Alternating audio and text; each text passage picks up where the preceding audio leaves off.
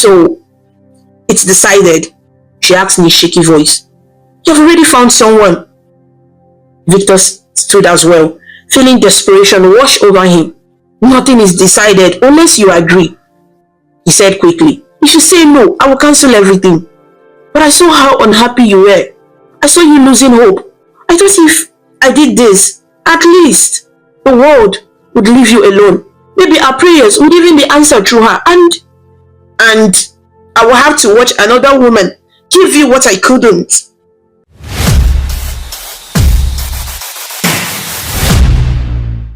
In the bustling city of Calabar, there lived a couple named Victor and Odwak. They had been married for 18 long years. Their home, though filled with love and understanding, often echoed with an unsettling silence. In the evenings, Victor would return from work and find Odwak sitting quietly on the veranda, watching the world outside. The sounds of the neighborhood children's laughter, street vendors calling out their wares, neighbors chatting over fences floated around them. But inside Victor and Odwak's small house, it was often as quiet as a library. There was no patter of little feet and no playing giggles echoing down the hallway. The years of waiting for a child weighed heavily on both of them. Initially, in the first year or two of marriage, they hadn't been worried. They believed that in time, Odwak would conceive and they would start a family just like everyone else. They set up a small nursery room with a crib and painted the walls a soft yellow in anticipation of the baby they were sure would come. Victor would often tease Odwak, maybe we'll have twins right away, who knows? And they would both laugh at the thought. But as months turned into years, their laughter began to fade. The crib remained empty and gathered dust. Every new month brought a wave of hope for Odwak, followed by a crash of disappointment. She would sometimes secretly buy a pregnancy test and hold her breath in the bathroom, praying for a positive result, only to see just a single line on the stripe. Each time this happened, she felt a piece of her heart crack. Still, she tried to hide her tears from Victor, not wanting him to worry or feel like he was failing her. Victor, on his part, put on a brave face for his wife. It's all right, my love, he would say gently, wiping away her tears whenever he discovered them. It will happen when it's meant to happen. We have each other, and that is enough for now. But behind closed doors, he too felt a profound sadness. He dreamed of coming home to a child running up to greet him, of hearing the word "Daddy" shouted with joy. He often lay awake at night, staring at the ceiling, silently asking God why it was taking so long. Outside their home, the world was not so kind or understanding. In their community, a couple married for so long without children was a curiosity at best and a target for gossip at worst. Victor and Odwak sometimes felt invisible in social gatherings, or worse, felt like they were seen as unfortunate cautionary tale. If they tried to offer advice or share an opinion at community meetings or family gatherings, someone might respond with a dismissive remark, implying that without children, their perspective was less valid. One sunny afternoon, Odwak had walked down the street to buy vegetables at the local market. As she stopped by a stall to pick out some fresh tomatoes, she overheard two women, neighbors from down the road, talking in hushed tones nearby. They didn't realize Odwak was within earshot. 18 years, and nothing to show for it. One of the women, Auntie Lizzie, clucked her tongue. Such a shame. All the money they are spending on themselves. If only they had a child. I even heard someone say it's like a curse. The other woman, Esther, whispered back. Imagine what if it's contagious? I told my daughter not to run errands for that woman again. You never know. Odrak's hands trembled as she paid for her tomatoes. Her throat felt tight. She quickly walked away before the women could notice her.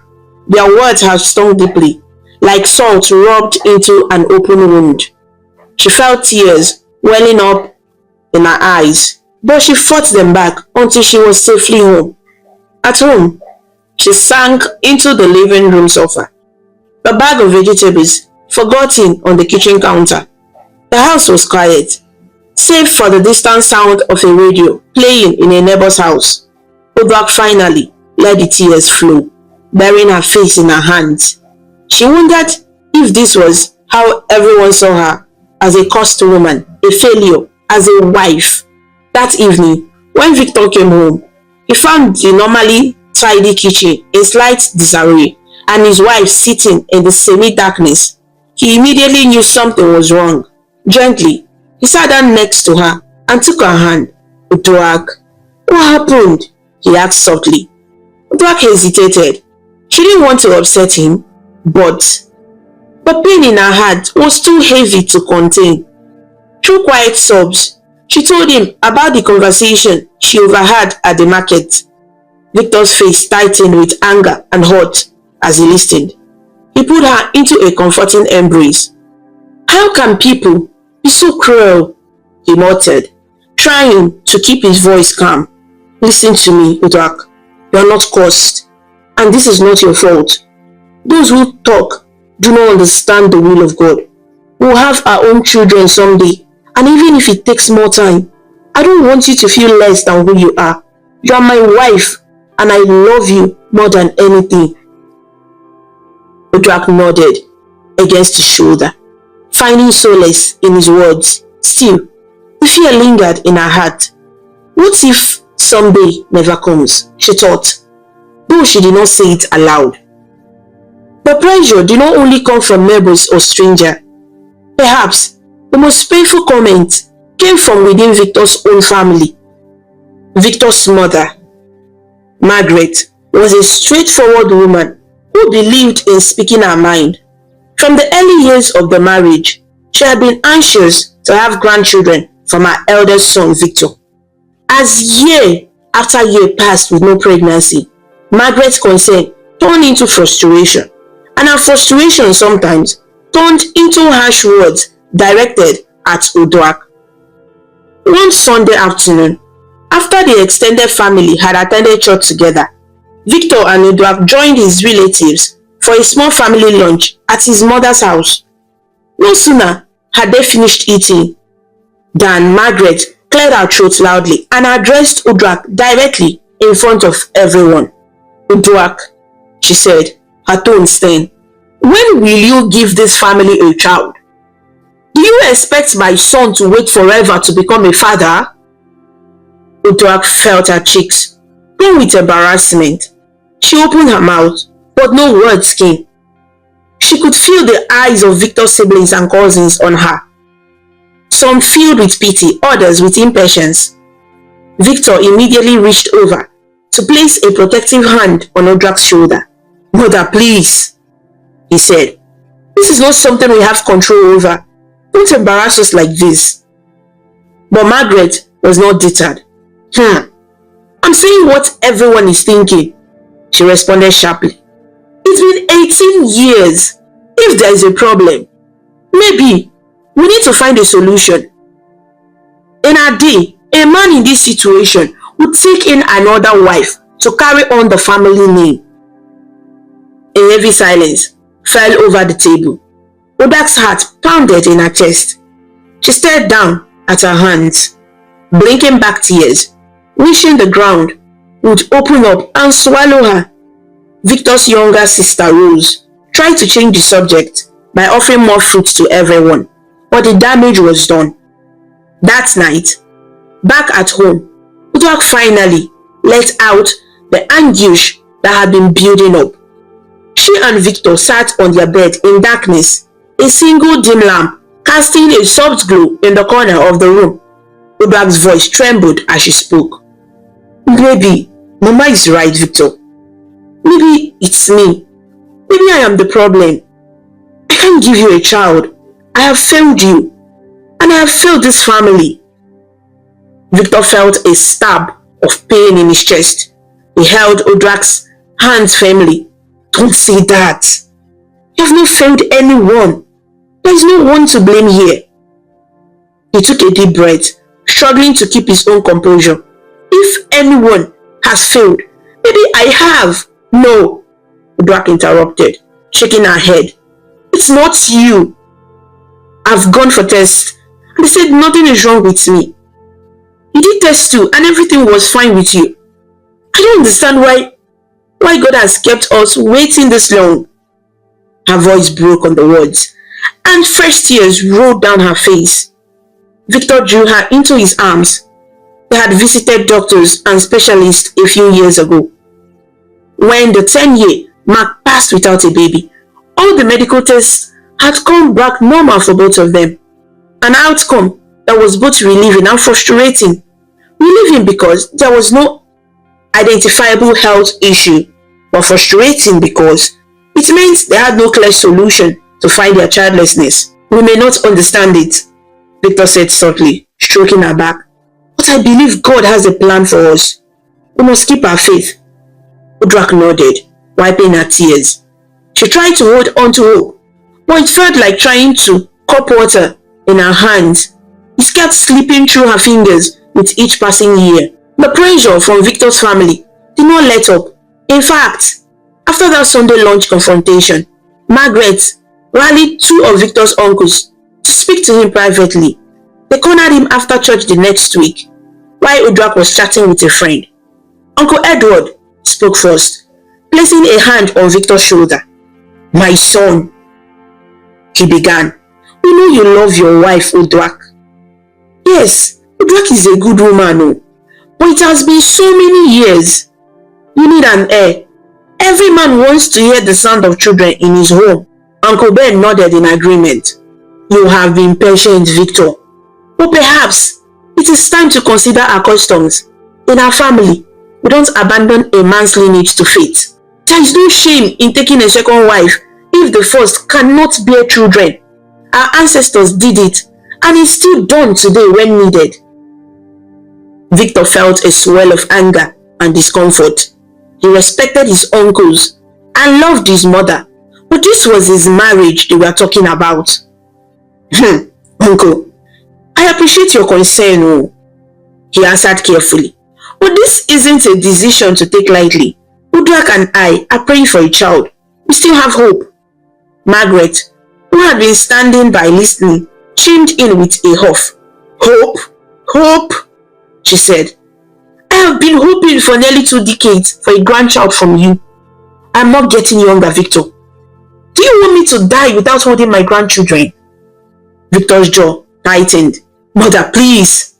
This is hard enough on us without... He started, but his mother waved him off. You are the man of the house, she said firmly. Sometimes, a man has to make hard decisions for the good of the family. If Odrak truly loves you, she will accept it. It's for the best. Victor felt trapped and troubled. He looked over to where Odrak was standing across the courtyard, smiling politely at something a church friend was saying, unaware of the conversation happening on the other side of the yard. She looked weary, yet graceful as always. His heart ached. He couldn't imagine bringing another woman into their lives. He knew how much it would hurt Odrak. He had promised her and himself that he wouldn't ever consider it. For years, despite the hints and suggestions from some relatives, Victor had stood firm. He reassured Odrak and himself that they would wait, that love was enough. But lately, he saw how deeply the constant gossip and ridicule was cutting into Odrak's spirit. He worried about her emotional state. She rarely laughed anymore and had grown quieter, as if trying to shrink away from society's judgment. At home that night, Victor tossed and turned in bed. Odrak slept fitfully beside him. He knew she had nightmares sometimes. She would whimper in her sleep, as if reliving painful confrontations. And he would gently wake her and calm her down. This night, as he lay there wide awake, Victor found himself staring at the ceiling once more, grappling with a terrible dilemma. He whispered a prayer into the darkness. God, please guide me. I only want to do what's right. In the weeks that followed, Margaret did not relent. She sent a distant cousin, an older woman from the village, to speak to Uduak. This cousin, Agnes, arrived at their home one afternoon when Victor was still at work. Agnes pretended her visit was casual, but she quickly steered the conversation toward children. My dear, you know I have always liked you, Agnes began, sitting with Uduak in the living room and sipping the cold orange juice Uduak offered. I remember when you married our Victor, we were all so happy. But happiness in a marriage, you see, it always comes from children. Don't you agree? Uduak felt her stomach knot. She managed a weak smile. Auntie, we're still praying and trying. We know children are a blessing. Agnes leaned in, her voice lowering as if sharing a secret. Sometimes, my dear, answers to prayers come in unexpected ways. What if God's plan is to bring children to this family through another woman? Would it be so bad? You could raise the children as your own too. Uduak gripped her hands tightly in her lap. Auntie Agnes, Victor and we haven't discussed such an idea. I don't think I could accept that. Her voice trembled slightly. Agnes patted her knee. I know it's not easy to think about, but think of Victor. He needs a child to carry on his name. And think of Margaret and how her heart aches for a grandchild. You have to be strong for them. If you truly love your husband, you might consider allowing him to do this. It could even be your idea. As a sacrifice, everyone will respect you for it. By the time Agnes left, Uduak was shaking and emotionally exhausted. That evening, she broke down and told Victor about the visit. She sobbed as she repeated Agnes's words. They want me to ask you to marry someone else, Victor. They want me to sacrifice my happiness. They think I'm not woman enough to give you a child. Victor felt anger flee inside him like a hot flame. He had not known about Agnes' visit. Clearly his mother was going behind his back now. He held Uduak close as she cried. I will talk to them. This has to stop, he said, trying to keep his voice steady. You are everything to me, Uduak. I don't want another wife. I only want you. And he meant it. At that moment, Victor was resolved to shut out his family's pressures entirely. For the first time in his life, he raised his voice to his mother the next day, telling her in no uncertain terms to stop meddling and stop sending people to his home without suggestion.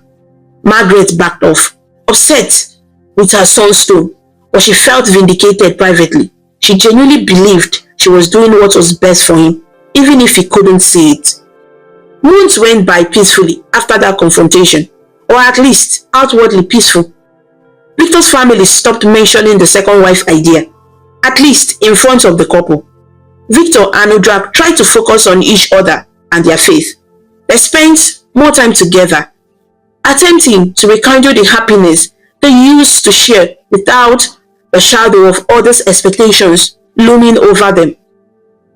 They went for evening walks in their neighborhood, enjoying the breeze that sometimes wafted from the creeks that surrounded Calabar.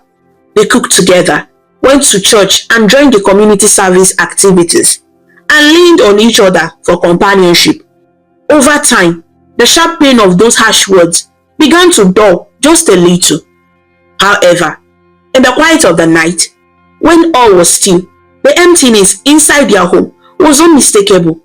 On one such night, Uduak found herself drawn to the small room that held the unused crib and baby things they had prepared long ago. Moonlight slanted through the window, illuminating motes of dust in the air. She gently ran her hand over the wooden crib's edge and felt tears gather in her eyes. She closed them and whispered a prayer. Dear God, if you hear me, please, just one child. That's all we ask for. Just one to fill this silence. Unknown to her, Victor had woken and noticed she wasn't in bed. He quietly stepped to the doorway and saw his wife standing there in the moonlit nursery. His heart clenched at the sight. He walked up behind her and wrapped his arms around her waist. She didn't startle. Instead, she leaned back against him, placing her hands over his. "I couldn't sleep," she said softly. "Me neither," he replied. For a long moment, they stood in silence in that little room, united in both their love and their shared longing. Finally, Victor spoke into the stillness. "No matter what happens, we have each other. You are my family, Uduak." She turned in his arms to face him. "And you are mine," she responded, wiping her cheek. They held each other close, letting the quiet of the night speak the words they couldn't express. Just when Victor and Uduak thought the matter of a second wife had been firmly put to rest, fate took a different turn. One of Victor's cousins was getting married, and the entire extended family was invited to the wedding in another town. Victor and Uduak traveled together to attend. It was a grand occasion. The hall was filled with music and laughter, and the bride and groom danced joyfully, surrounded by friends and relatives. During the festivities, however, a distant relative made a joke to Victor that cut deep. "Victor!" called out a boisterous uncle during a toast. "We'll come and drink at your own naming ceremony soon, eh? Abby? Or should we be preparing for another wedding first?" The guests who heard it chuckled, including some who knew exactly what he was implying. Uduak, who stood beside Victor, felt her face go hot, humiliation washing over her. She wished she could disappear. Victor forced a smile at the uncle but said nothing, pulling Uduak a little closer to his side protectively. That night, back in their hotel room, the incident sparked a long conversation between husband and wife. Uduak spoke first, voice barely above a whisper as she sat on the edge of the bed. "I can't keep doing this, Victor. Attending these gatherings, always being reminded of what we don't have. It hurts so much." Victor knelt in front of her and held her hands. "I know," he said, his voice heavy. "I'm so sorry. I wish I could shield you from all of it." She looked into his eyes, seeing his own pain reflected there. "I know you stood up to your family, but what if they are right? What if it's never going to happen for us and we are just torturing ourselves?" Victor's grip on her hands tightened slightly. "You can't think like that. We have to believe." "Believe for how long?" Uduak cut in, a tremor in her voice. "Another year? 5 more? 10? You are not young anymore, Victor. I am 41. You are in your late 40s. Sometimes I wonder if maybe you should just do what they said." Victor looked at her in surprise and a bit of alarm. "Uduak, don't say that. You don't mean it." She gave a bitter, tearful laugh. "I don't want it. God knows I don't. But I can't stand seeing you unhappy. I feel like I've ruined your chance to be a father. At least, if you took another wife." She couldn't finish the sentence, choking on the words. Victor placed a hand gently under her chin, lifting her face, so she had to meet his eyes. "Stop. You've not ruined anything. I choose you because I love you. I still love you. I will always love only you, Uduak." Uduak broke down in sobs and fell into his arms. He held her tightly, rocking her a bit as he murmured soothing words. But inside, Victor felt his resolve weakening. Seeing Uduak like this, ready to sacrifice her own happiness out of a sense of guilt, was unbearable. He thought of all the years they had waited and all the pain they had endured. What if she was right? What if it never happened? That sleepless night in the hotel, Victor weighed the same question over and over. Remembered how once Uduak had been full of life and laughter, the kindest soul he had ever met. Now she was broken-hearted and weary. Perhaps taking another wife might ironically give Uduak some peace from the constant blame. If the second wife bore a child, at least the gossip and ridicule might cease, and Uduak could live without everyone staring at her like she was inadequate. It was an agonizing decision, one that Victor didn't even want to think about. But by the time dawn's light crept from the window, Victor had reached a painful conclusion in his mind. He would do it, not because he wanted to, but because he felt he was out of options. He could not watch the woman he loved suffer any longer. If having a child by any means would stop the hurtful talk and heal her wounded spirit, then maybe, just maybe, this was the path he had to take. He didn't tell Odrak right away. He couldn't bring himself to say the words, knowing how much it would hurt her despite her suggestion the night before. They returned to Calabar with heavy hearts. Over the next few weeks, Victor quietly made inquiries within the community, asking discreetly if anyone knew of a young woman who might be open to marriage. It made him feel guilty and sick, like he was betraying Odrak. He came home each day and acted as normal as he could, but inside, his heart was in turmoil. Eventually, through a colleague at his workplace, Victor was introduced to a young woman named Angela. She was in her late 20s, educated and polite. Angela knew upfront that Victor was already married and that the marriage was childless. Her family, it turned out, was eager to see her settled because she was approaching 30 and still single. To them, a stable man like Victor, even as a second husband to her, was better than an uncertain future alone. Angela herself said she wanted a family and was willing to be part of this arrangement if it meant she could have a secure home and children of her own someday. Victor met with Angela a few times in public places to discuss expectations and ensure she understood the situation. He was honest that his first wife, Odrak, was deeply hurt by their lack of children and that this step was being taken because of that. Angela expressed that she sympathized with Odrak's plight. "I will not try to make trouble," Angela promised gently during one of their conversations. "I just want a chance to be a mother as well. I hope we can all live in peace." With a heavy heart, Victor eventually brought the matter to Odrak. One evening, he asked her to sit with him at the dining table after dinner, reaching across to hold her hand. His face was grave, and Odrak knew something serious was coming.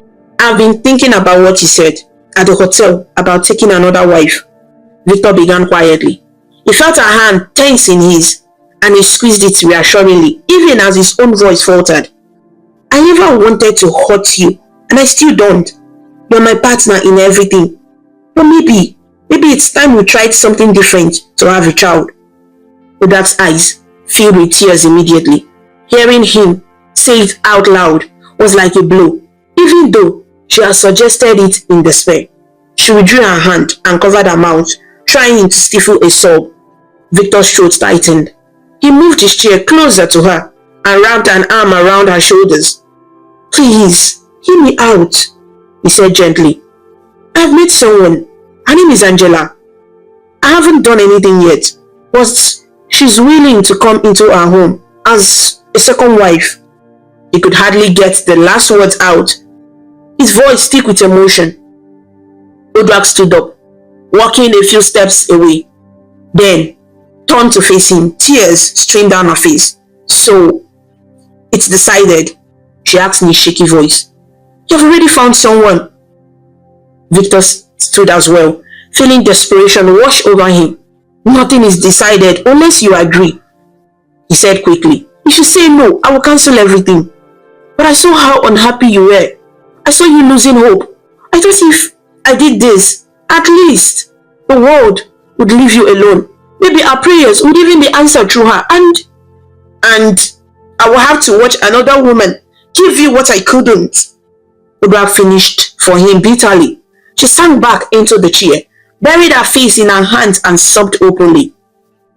Victor felt tears in his own eyes now. He knelt beside her chair, holding her as best as he could. "I'm sorry," he whispered. "I'm so sorry. I hate that it has to come to this. If you don't want her to come, she won't. I promise you. I'll find another way to make you happy, Odrak." For a long time, they stayed like that, with Odrak crying and Victor apologizing, both their hearts breaking At length, Udrak's sobs subsided into sniffles. She wiped her face with trembling hands. "It already feels like she's here," she said quietly. "Just the thought of it." She looked at Victor, her eyes red and full of sorrow. Do you care for her?" "No," Victor said immediately. "I barely know her. There's no love there. It's only for children." Udrak nodded slowly. The silence in the room was deafening. Finally, she spoke in a whisper. "If this is what it takes for us to have a child, then who am I to stand in the way?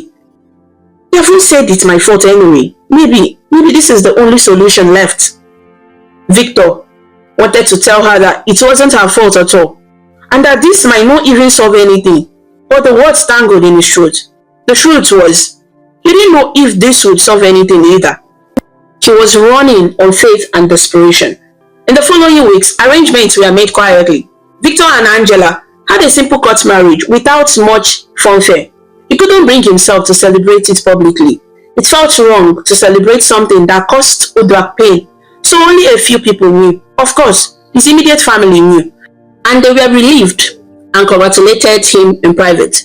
Margaret even cried tears of joy when Victor told her, hugging him and saying, "You have made the right choice, my son. You will regret it." Victor could only manage a thin laugh, not sharing her enthusiasm. Angela moved into Victor and Udrak's home as quietly as possible. Udrak, showing grace and strength, even in heartbreak, helped prepare a spare room for the new wife. It was perhaps the hardest thing she ever had to do in her life, laying fresh sheets and placing new pillows on the bed of the woman who was to share her husband. She did it with trembling hands and silent prayers. Angela, for her part, was respectful and tried not to overstep boundaries. She addressed Udrak as Sister Udrak, or sometimes just Ma, out of respect. Given Udrak was much older than her, Angela tried to be helpful around the house, cooking meals and doing chores to ease the household burden. The atmosphere in the house was polite, but painfully awkward. Victor moved between his two wives carefully, trying to give attention to Angela to make her feel welcome, while also reassuring Udrak that she was still loved. It was a delicate balance, and many evenings ended in tension or quiet sadness, despite everyone's attempts to be civil. Late at night, Udrak often cried herself to sleep softly, stifling the sounds into her pillow so that Victor wouldn't hear and feel even more guilty than he already did. She kept reminding herself that she had agreed to this for a reason, and that perhaps a baby would come, and then all this sacrifice would feel worth it. Still, it was a heavy cross to bear. Surprisingly, it wasn't Angela who conceived first.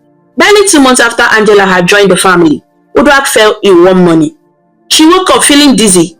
At first, she dismissed it as stress or maybe something she ate. Angela, concerned, brought her a glass of water and insisted she rest. Victor hovered worriedly, asking if they should go to the hospital, but Udrak insisted it was nothing serious. However, when the sickness persisted day after day, a tiny spark of hope ignited in Udrak's heart. Could it be? She wondered, hardly daring to finish the thought. Her period was late as well, something she had stopped tracking closely after so many years of heartbreak. But now, it dawned on her that she was indeed overdue.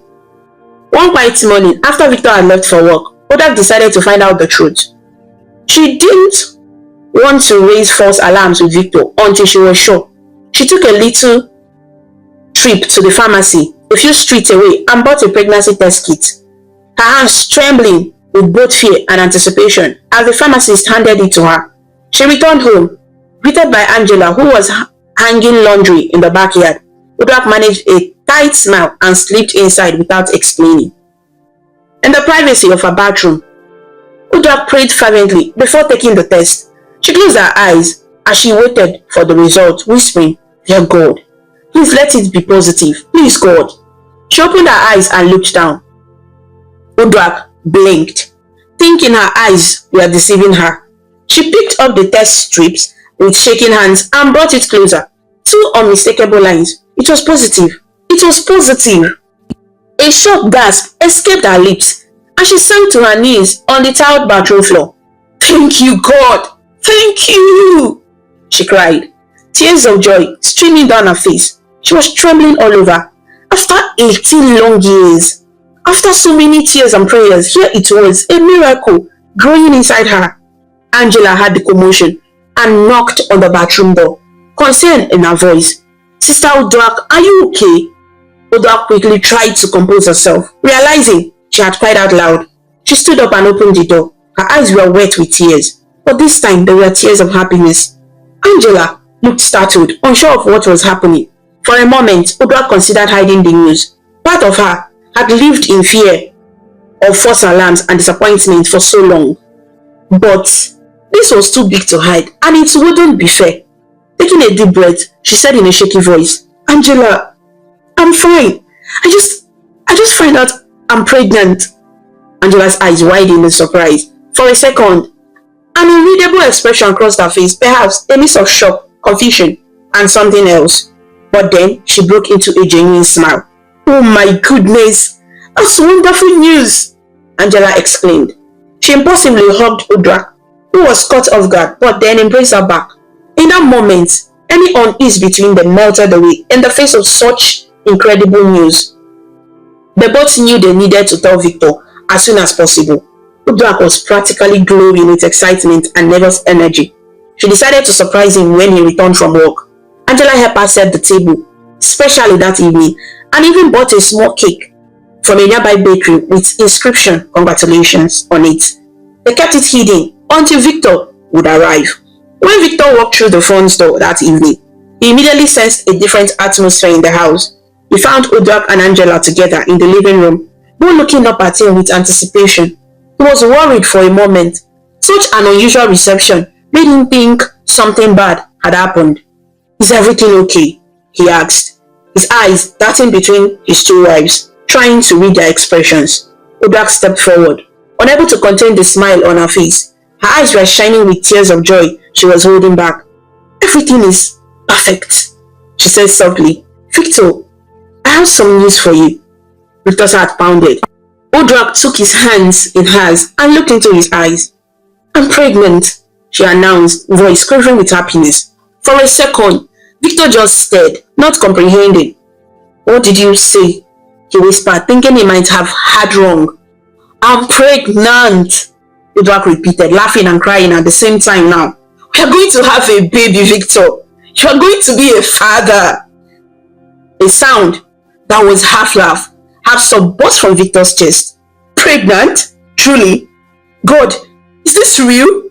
He said as he pulled her into a tight hug, lifting her off the ground and spinning her around once. He started laughing, a joyous, almost delirious laugh, and tears rolled down his cheeks. Thank you, Lord! He exclaimed, overcome with emotion. Angela stood by, tears in her own eyes at the touching scene. It was a complex moment for her too. She had joined this family thinking she would be the one to bring a child, yet here it was Uduak who miraculously conceived. But Angela's heart was kind. She felt genuine happiness for them. Victor released Uduak and then did something neither woman expected. He put Angela into a hug as well, wrapping one arm around each woman. It was a bit awkward, but in that spontaneous moment of gratitude, he wanted to embrace his whole family. Thank you, he said to Angela softly, knowing that despite any complicated feelings, she had been supportive today. This is a blessing for all of us. They brought out the cake and shared it. It was a quiet little celebration, but the house felt different now. It felt warm and bright, and if hope itself was glowing from the walls. The news of Uduak's pregnancy spread quickly among close family and friends. Those who had quietly scorned or gossiped about the couple were astonished. Some even refused to believe it until they saw Uduak's belly growing with their own eyes. Margaret was beside herself with joy. She visited the very next day after hearing the news, practically dancing into the house. Where is my daughter? She called out excitedly, referring to Uduak. For the first time in many years, she addressed Uduak warmly. She enveloped Uduak in a big hug. Oh, God has done it. God has done it, Uduak. Thank you for making me a happy mother. You will see, this child will open the door for more blessings. Uduak, who had been understandably wary for her mother-in-law ever since the older woman's harsh treatment, was touched by Margaret's sincere excitement and newfound kindness. Udak smiled and said, Mama, thank God. We are all grateful to God. Neighbors, who had once whispered behind their backs, now came forward with congratulations and perhaps a hint of sheepishness. Auntie Lizzie from the market even brought a basket of fruits and vitamins, saying, I heard the good news, my dear.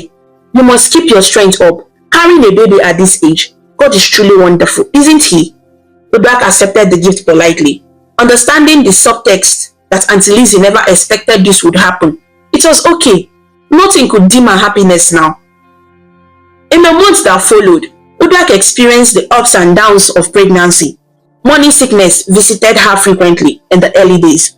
Angela often held her hair back and rubbed her back during bouts of sickness, bringing her water and making ginger tea to soothe her stomach. This unexpected sisterhood formed between the two women. They were bonded by this extraordinary situation and the life growing inside Udak. Victor was the definition of a doting husband. He accompanied Udak to every prenatal appointment, hovering protectively. They went to a well-known hospital in Calabar for checkups. During the first ultrasound scan, the doctor confirmed that the pregnancy was progressing well and even managed to determine the baby's gender. It looks like a boy, the doctor announced, pointing to the screen where a tiny form was visible. A boy, Victor whispered in awe, squeezing Udak's hand. A son. The thought filled him with pride and gratitude. Udak was equally overjoyed. She would have been happy with either gender, but knowing a son was on the way seemed to please the family even more, especially Margaret, who could not stop boasting to her friends at church that her son was finally having a son of his own. With the gender known, the couple quietly started discussing names. They both agreed the name should reflect gratitude. They considered names like Nathaniel, meaning gift of God, or Theodore, meaning God's gift as well. But also, like Miracle as a middle name, perhaps, given the circumstances. They kept these talks between themselves, savoring the joy of finally planning for a baby that was really coming. All the while, Victor did not neglect Angela. He felt a mixture of gratitude and guilt toward her. Gratitude because she had been considerate and kind throughout this time, and guilt because her own hopes were perhaps now in hold or uncertain. He made sure she felt secure, reassuring her that she was part of the family. Your time will also come, Angela, he would say kindly whenever he noticed her looking a bit lonely or wistful as the baby preparations went on. Thank you for being so supportive to Udak. Angela would usually smile and say she was fine and that she was genuinely happy for them all. As the months passed and Udak's belly grew round and full of promise, anticipation filled the home like a warm fragrance. Every gentle kick reminded her of the long-awaited blessing forming within her.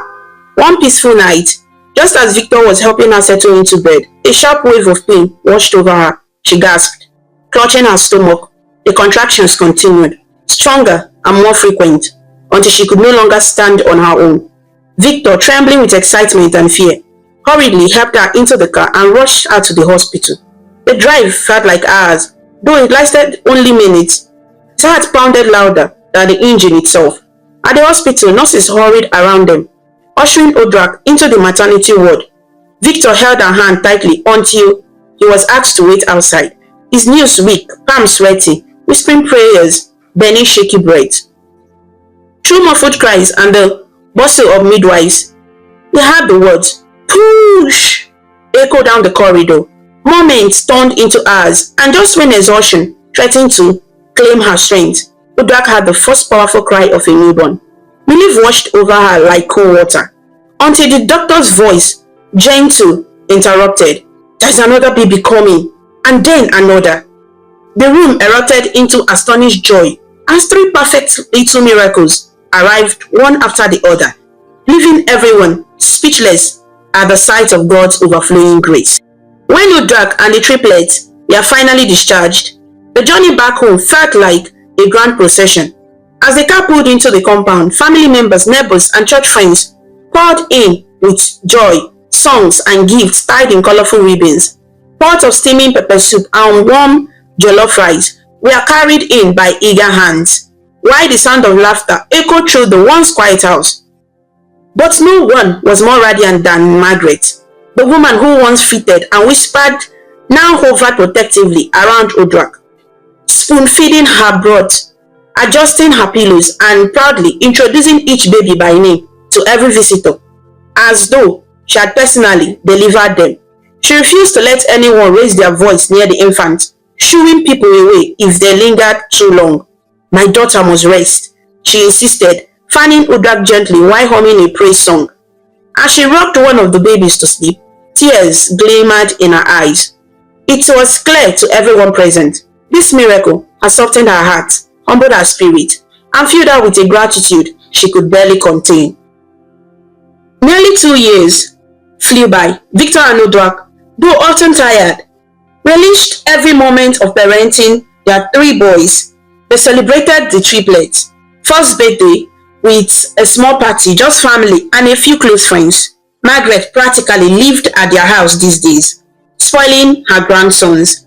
Every chance she got, it was simple celebration with 3 tiny cakes, one for each toddler to smash, which they did with adorable enthusiasm and lots of laughter. Everyone joked about how one child wasn't enough for God. He gave them a bonus bundle of 3 at once. As the children grew from wobbly toddlers into energetic little boys, the household bustled with activity. There were endless rounds of feeding and bathing, chasing after the little ones as they trotted around on chubby legs, and cleaning up spilled cups or crayon marks on the walls. The once quiet home in Calabar was now often delightfully chaotic, filled with the sounds of giggles and the occasional wails that quickly turned back to laughter. Victor often came home from work to find at least one son clinging to Odrak's leg, while another played with pots and pans on the kitchen floor. He would scoop them up, one in each arm, marveling at how blessed he was to finally be called daddy over and over. Through it all, Angela remained a steady presence. She had become like part of the family, a trusted helper and friend. She had not borne any children for Victor since joining the household, but she poured her love into caring for Odrak and the boys. Sometimes, Odrak would catch a faraway look in Angela's eyes when Angela cradled one of the triplets who had fallen asleep in her arms. Perhaps Angela wondered when she would hold a child of her own. Still, she never voiced any bitterness, and the bond between the 2 women had grown warmer with time, forged by the shared work of raising the active little trio. Not long after the boy's 2nd birthday, Odrak began to feel a familiar sickness in the mornings. At first, she brushed it off as exhaustion. Chasing 3 toddlers all day was enough to tire anyone out. But when she realized she was late by a couple of months, her heart started to pound with cautious hope. Could it be happening again? It seemed almost unbelievable, but the subtle signs were there. One sunny afternoon, Odrak went back to the same clinic where she had confirmed her first pregnancy. After a series of tests and an examination, the doctor smiled at her and said, "Congratulations, you're pregnant again." Odrak covered her face with her hands, overjoyed and stunned. She had dared not dream that she would conceive a 2nd time. And here it was, a new miracle. The doctor performed an ultrasound to check on the baby's health. This time, only one tiny heartbeat was apparent. It looks like just one baby, and if I'm not mistaken, it's likely a girl. The doctor informed her kindly. A girl. The thought made Odrak's heart swell. She and Victor loved their boys dearly, and now a daughter would be a beautiful addition. On her way home, she whispered prayers for thanks. She decided to make the announcement to Victor and the family that evening, in a special way, just as they had done before. That night, after dinner, once the rambunctious boys were settled in bed, Odrak called Victor and Angela into the living room. She could hardly contain her smile. Victor looked at her curiously, noticing her excitement. She took his hands and took a deep breath. "Victor, God has blessed us again. I'm pregnant." Victor's eyes widened in astonishment. "Pregnant again?" he exclaimed. Then a grin spread across his face. "This is incredible. Thank you, God." He laughed in delight and embraced Odrak tightly. Little did they know, their joy was about to be multiplied once more, in a way none of them expected. Angela congratulated them sincerely. She was happy for the family. Though later that night, in the privacy of her room, she allowed herself a few tears a mix of joy for them and sorrow for her own situation. She quickly wiped her eyes and reminded herself that everyone's destiny was different. She resolved to continue helping the household through this next chapter, pouring her energy into making sure Uduak had a safe and comfortable pregnancy. As the months passed, the family prepared for the arrival of the new baby girl. Uduak's belly grew louder, and little boys were fascinated that a baby was a mama's tummy. They would pat her stomach and say, "Baby," with giggles, although they were too young to fully understand the changes to come. Victor repainted the nursery, this time a pale lilac color, for their daughter. Neighbors and friends, who by now believed Victor and Uduak to be especially favored by God, came around often with advice and gifts again. Margaret was overjoyed at the prospect of a granddaughter. "Now, I will have girls to pamper as well," she would say, bringing Uduak maternity clothes and herbal soaps, fussing over her like a mother hen. Despite having experienced childbirth before, Uduak was understandably nervous as her due date approached. The memory of how the first delivery turned into a dramatic birth was still fresh. She asked the doctor multiple times during checkups, "You are sure it's just one baby?" The doctor would chuckle and reassure her that as far as medical equipment could tell, there was only one heartbeat and one baby in there. Still, Victor have jokingly prepared a bit of extra supplies at home, saying, "You never know, we should be ready for any surprise." Uduak laughed, thinking it's extremely unlikely to have triplets again, but deep down she prayed for a safe delivery, whether it was one baby or more. The day finally came on a calm morning when Uduak felt the first contractions. They headed to the hospital once more.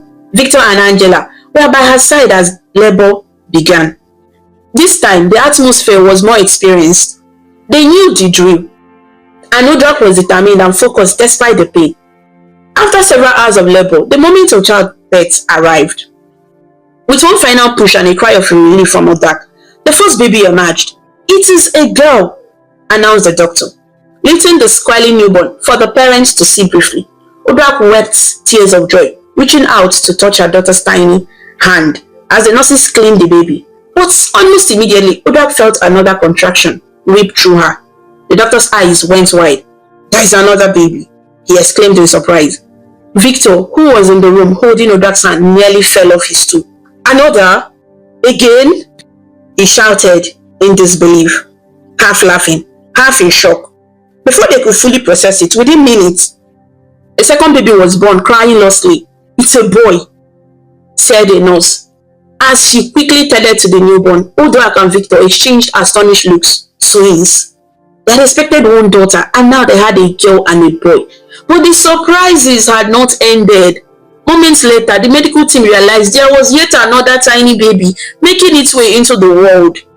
In a flurry of activity, and with Uduak summoning her remaining strength, she delivered a third baby. The doctor laughed out in amazement. "It's another girl! Triplets again!"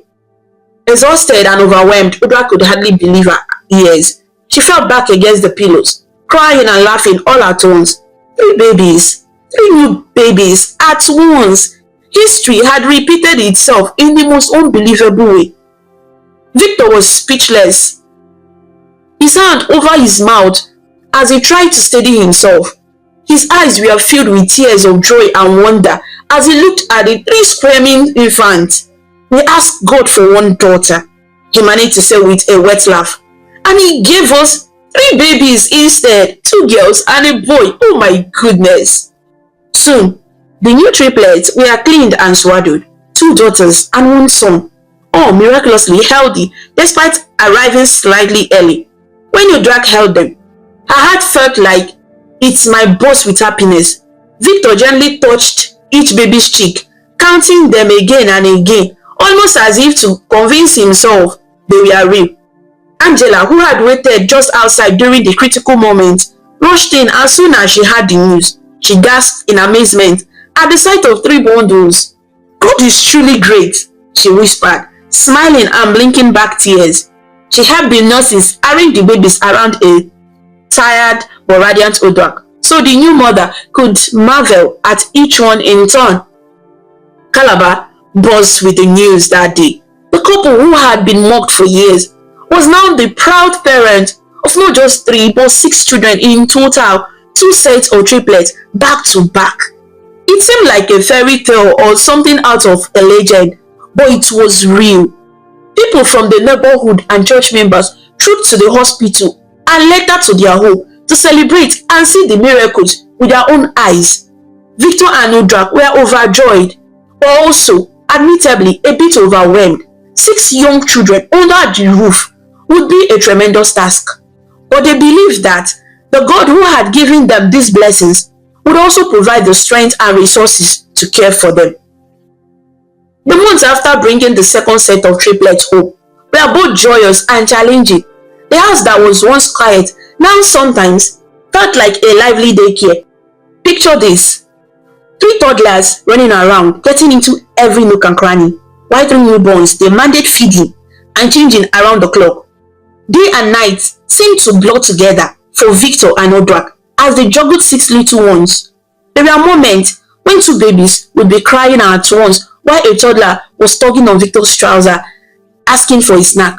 The living room was often strewn with toys, baby blankets and bottles. It was hectic, yes, but it was also the fulfillment of everything they had ever prayed for. Sometimes, Victor would sit in the middle of the chaos, one child crawling over his back and another playing with his shoes, and he would just shake his head in amazement. "I used to beg God for just one child," he told Udrak one evening. "And now, look at us, 6 children in 4 years. I'm overwhelmed by his goodness." He was in his early 50s now, an age when some of his peers were sending their children off to uni. Yet, here he was changing diapers and learning the lyrics to cartoon-themed songs. He wouldn't trade it for the world. Angela remained in the home and was a tremendous help during this time. She had become an expert at soothing fussy babies and entertaining restless toddlers with stories or little games. She often carried one of the infants on her back in a soft wrap while stirring a pot of soup in the kitchen, multitasking with practiced ease. However, as the family settled into their new life with 6 children, Angela couldn't ignore the growing feeling that she didn't quite fit in the picture the same way. She had now been part of the household for a few years, and it was clear that Victor's heart and legacy were firmly rooted with Udrak and the children they had together. Angela had not become pregnant in all that time. In quiet moments, she acknowledged to herself that perhaps it was never meant to be for her here.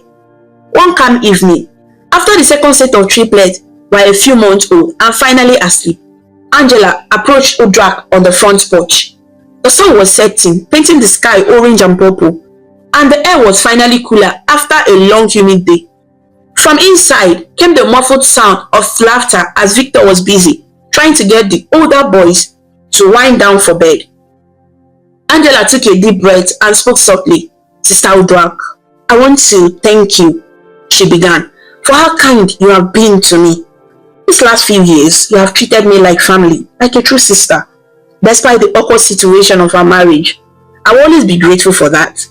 Udrak looked at Angela with concern and a touch of sadness, sensing where this might be leading.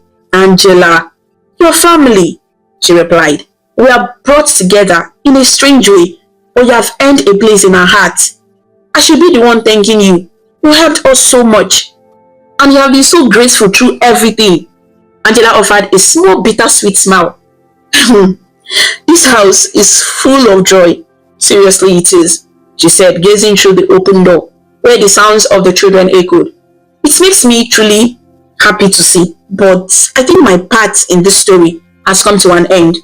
Udrak's heart skipped a beat. "Angela, you mean?" Angela nodded gently. "I came here to help bring children into this family, but God had his own plan, and he gave you the children directly. 6 beautiful children." She paused, her voice thick with emotion. "I feel I was meant to be here for a season, to support you through all this, but I also believe it's time for me to move on and seek my own path." Udrak felt tears in her eyes. She reached out and took Angela's hand. "Are you unhappy here?" she asked quietly. "No, not unhappy," Angela assured her, "but I know I don't really fit anymore. This is your family, you, Victor, and the children. I'm like an aunt in the house now. I'm still young, and I want a chance to have my own family, my own husband who is just mine, and maybe children of my own someday. She hesitated, then added softly, if I stay here, that may never happen for me. A tear rolled down Odrak's cheek. I understand, she said, her voice trembling slightly. You deserve that chance, Angela. You have been so selfless with us, never causing any trouble, always giving. I would never want you to sacrifice your own dreams indefinitely. They sat together in silence for a long moment, hands clasped, understanding passing between them. As much as it saddened Odrak to see her go, Joseph felt that it was right. Angela had a life to live, and she deserved to find her own happiness. Have you spoken to Victor? Odrak asked eventually. Not yet, Angela replied. I wanted to talk to you first. We will support you in whatever you decide, Odrak promised. You will always be a part of our lives, Angela, even if you live somewhere else. The children adore their Auntie Angela, and I hope you will visit them when you can. Angela nodded, wiping her eyes. Of course, I could never cut ties completely. I just feel it's time. My sister in another city has been asking me to come stay with her for a while. I think I will take her up on that and see what life has in store. When Angela and Odrak gently explained the decision to Victor later that night, he was quiet for a long time. He looked at the woman who had entered his life as part of a desperate gamble for children, and he felt both guilt and gratitude. I understand, Angela, he finally said. I can't thank you enough for everything you have done for us. You have a good heart. I'm sorry that I couldn't be the husband you deserve. You do deserve your own family and a man who loves you wholly. Angela shook her head. Please, don't apologize. We all did what we thought was best at the time. I have no regrets about being here. It taught me a lot about life and about love. And I have so many little ones now to love as my nephews and nieces. She managed a smile. That's a blessing too. Victor insisted that Angela be well provided for as she transitioned to her new life. A few weeks later, after many tearful goodbyes, Angela left the home quietly and without any animosity. They divorced. There was no dramatic incident or fight. She simply hugged each of the children tightly. The older boys looked confused that their beloved auntie was leaving and the babies just curled in her arms. Then she hugged Odrak and finally Victor. God bless you, Angela, Odrak whispered, tears in her eyes. God bless all of you too, Angela replied softly. I will miss you, but I will be okay. And with that, she was gone. Victor and Odrak stood at the doorway for a long time. After she left, arms around each other, absorbing the reality. Their family life would continue without Angela under their roof, but she would always remain dear to them. In the following days, when the older boys asked where Auntie Angela went, Odrak explained gently that she went to visit her relatives and would come by when she could. They accepted the answer and soon were distracted by their toys and games. Life moved forward. With Angela's departure, Victor and Odrak settled into a new routine. It wasn't easy handling 6 children on their own, but they managed with the help of relatives and an extra hired nanny during the day. The years passed in a blur of school runs, doctor visits for sniffles, birthday parties, and endless laundry. The triplet boys grew into sturdy 5-year-olds full of mischief, and the younger triplets toddled close behind them, eager to copy their older siblings. The house in Calabar was truly alive, often messy, often noisy, but always brimming with love. It was around this time that life prepared one more surprise for the family. In her mid-40s, Odrak did not expect to fall pregnant again. She and Victor were quite busy raising the 6 they had. But once again, she found herself feeling unusually tired and a bit sick. In the mornings, at first, she attributed it to the stress of keeping up with so many young children. However, a visit to the doctor confirmed what she and Victor hadn't even been daring to consider. Odrak was pregnant once more. This time, when she shared the news with Victor, he broke into a grin and shook his head in joyful disbelief. We don't do anything in small measure, do we? He joked, hugging her. God just keeps surprising us.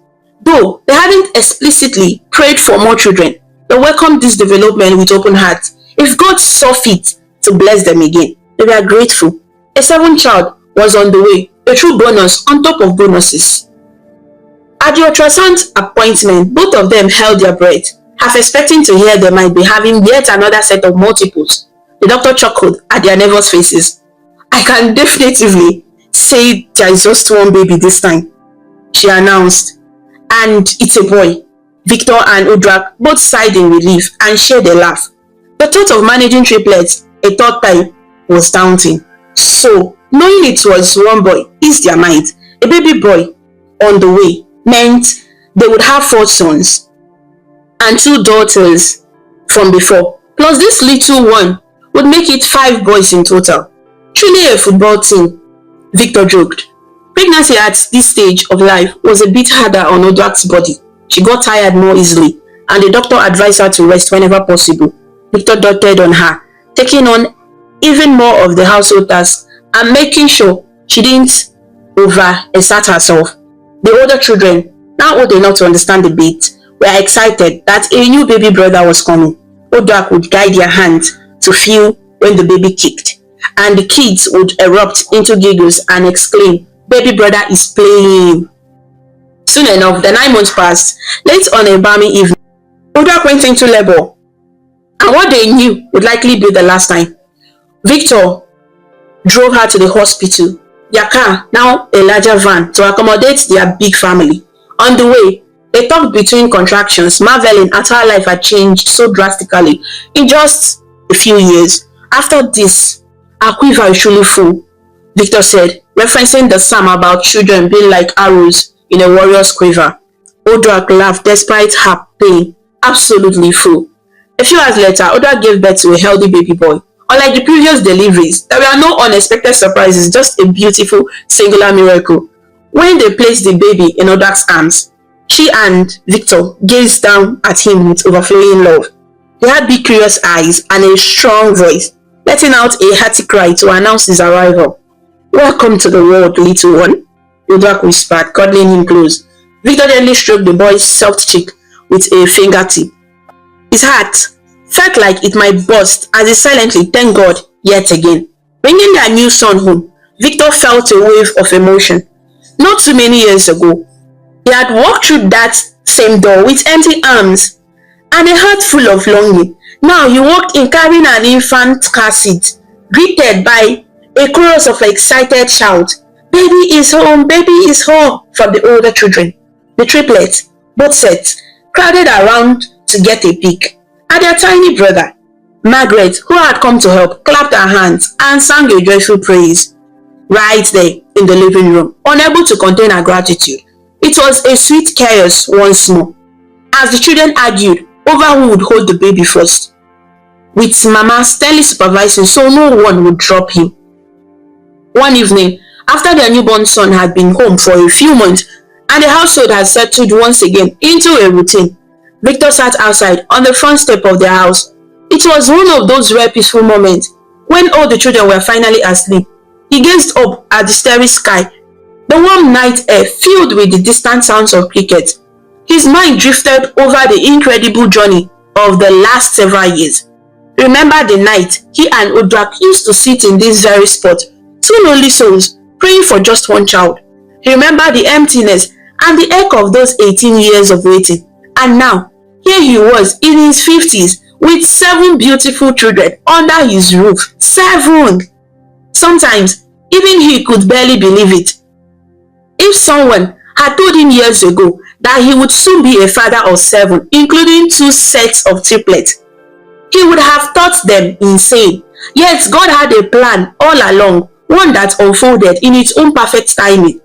Odrak came out quietly and sat beside him, wrapping a shawl around her shoulders. She leaned against Victor, and he put his arm around her. For a while, they simply enjoyed the calm night together, each lost in thought. Then Odrak broke the silence softly. "I was just checking on the children. They are all fast asleep." The older ones were hugging their baby brother, even in their sleep. She chuckled lightly. Victor smiled. "We have a wonderful family," he said. The simple words carried a world of meaning and gratitude. Odrak nodded. "Sometimes, I ask myself, why did God make us wait so long? But then, I think, maybe it had to happen his way, So we will truly understand the value of what we have now. Victor sighed, a content but reflective sound. I do wonder that too, and I have one big regret, he admitted. Oda tilted her head to look at him. What is it? Bringing Angela into our home, he said, voice low. Not because she wasn't good to us, she was, but because I wish I had trusted God a little longer and not giving in to the pressure. We almost lost our way, thinking we had to solve it ourselves. If I had just waited, look what was in store. He gestured toward the door, where inside their children slept peacefully. God's time was different from ours, but it was worth the wait, 1,000 times over. I just feel sorry that I doubted, and sorry that Angela had to go through all that only to live without a child. Udrak rested her hand on his. We both stumbled under the weight of it, she said gently. I also thought of asking you to marry another, that at one point, but we are desperate. But you were right. God still had a plan for us, and we nearly lost hope, she sighed. Yet, I believe everything turned out for a reason. Angela was with us in a difficult time, and she helped us. And maybe through that, she found her own path too. I pray she found happiness. We must not dwell on the what ifs so much. Victor nodded, absorbing her words. He knew Udoak was right. They had made the best decisions they could at the time with the information they had.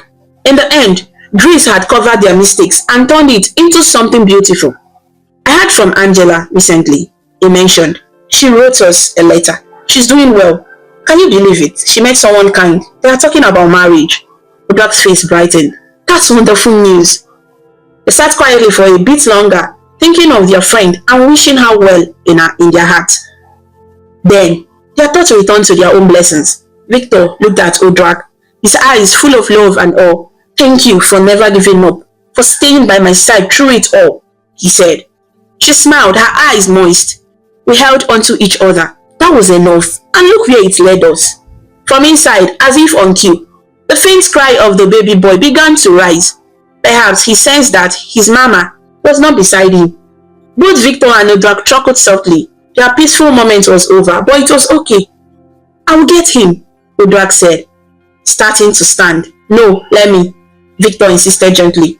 You rest a bit more. As Victor went in to soothe their son back to sleep, Udoak lingered a moment longer under the night sky. Her heart was full as she whispered a prayer into the warm Calabar night. Thank you, God, truly. Your time is the best. In their once quiet house, now bursting with life and laughter, Victor and Udoak had learned one of life's greatest truths firsthand. No matter how long the night of sorrow lasts, joy comes in the morning, and God's time is always the best. The story teaches that patience, faith, and love can outlast shame and pressure. We should not judge or mock people for what they don't have, because only God knows each person's time and path. Gossip and family pressure can cause people into painful choices, so it's better to show kindness and support. A strong marriage stands when the couple holds each other, prays together, and refuses to blame one another. In the end, blessings can come in ways we never expect, reminding us that God's time is always the best. Thank you so much for watching this amazing story about Victor and Udoak on African Stories by V. If you liked it and felt inspired with your journey, please show your love by clicking the like button, sharing with your friends, and leaving a comment below. To see more interesting stories and learn about different cultures, subscribe to African Stories by V, and do not forget to ring the notification bell so you never miss a new story. Your support means a lot and helps us bring more stories to you. Until we meet again, stay connected, stay inspired, and keep smiling.